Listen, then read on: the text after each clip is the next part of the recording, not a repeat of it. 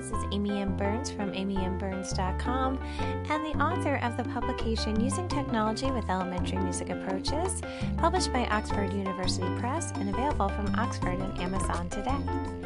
Yesterday I had the great pleasure of performing a workshop for the NJ Kodály Organization, and the workshop is titled Creating and Composing with Younger Elementary Students. In this workshop, I spoke about how to, and showcased how to use tech to help all students in an age-appropriate way create and compose music. So there were numerous activities I showed, a lot of free items that I gave, and I just wanted to really just show all the participants ways that every student in the class, no matter their learning capabilities, no matter their physical capabilities, no matter what, that they were able to compose and create and do and make music in age-appropriate ways. With that said, it was a workshop that was paid to participate or be able to see the recording afterward. However, I wanted to give this quick video on 5 takeaways from creating and composing with younger elementary students in case you wanted to get a taste of what it was that we worked on yesterday. So please remember to like this video and to please subscribe to my channel. Okay, so the takeaway number 1 is this one right here, Wheel of Names. Wheelofnames.com is a free site where you can input names so that the wheel can randomly choose your students for activities. Just for that alone, this is a great and intuitive tool to use daily in your classroom. However, you can also add images to the wheel and see the wheels so that they have access to individual links. I have created wheels that include rhythm patterns in certain meters, rhythm and melodic patterns from certain songs, arioso wheels, as well as wheels with my students' names.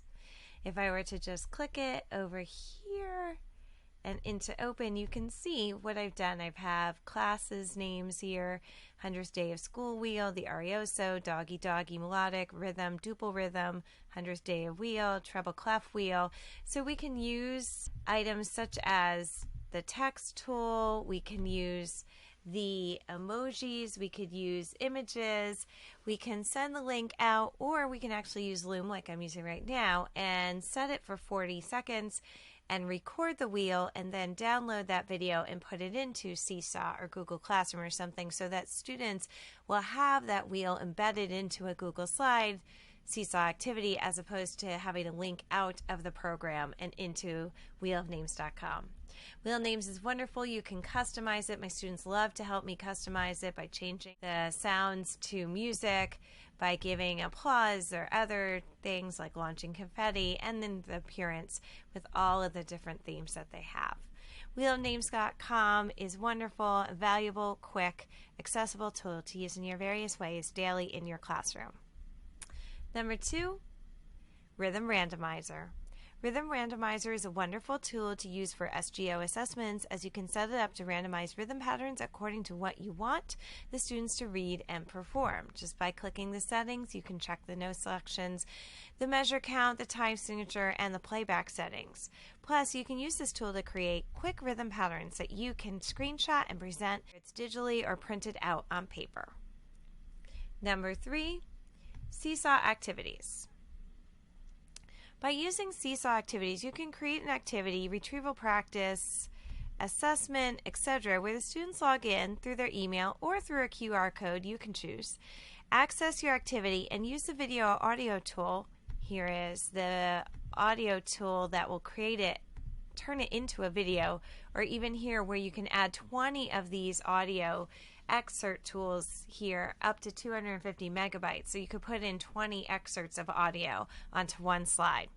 If you have the paid version, you can actually set it up so these activities have skills like their SGOs or SLOs so that you can actually assess them when they turn it in. This puts everything into one place in Seesaw, into the activity, where when you write report cards later, you will have all their skill sets there. You can look at their star ratings, you can look at their rubrics you put in there, and you have all of their audio and video clips all in one place.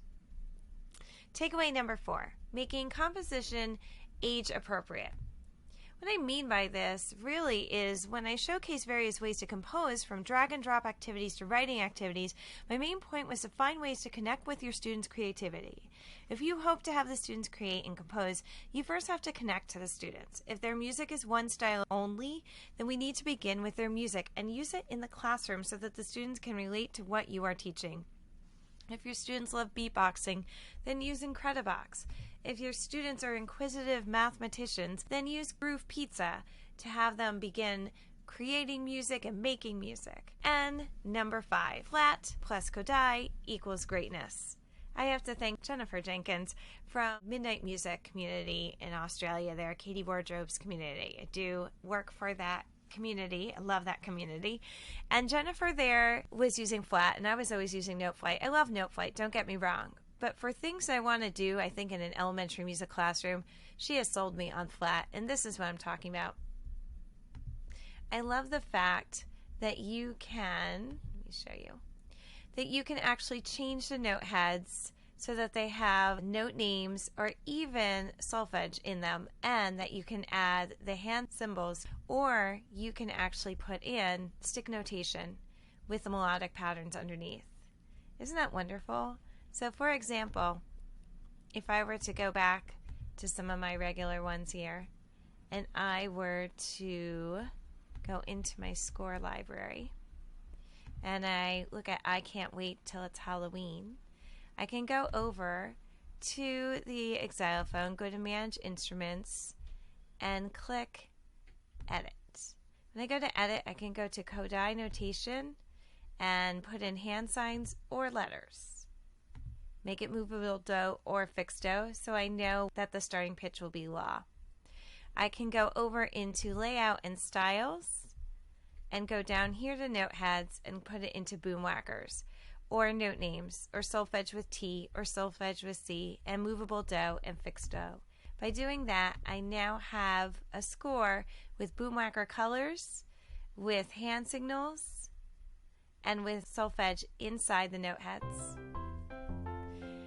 So those are my 5 takeaways from that workshop. For those who attended, I hope you really enjoyed it. We really deep dived into all of those and more.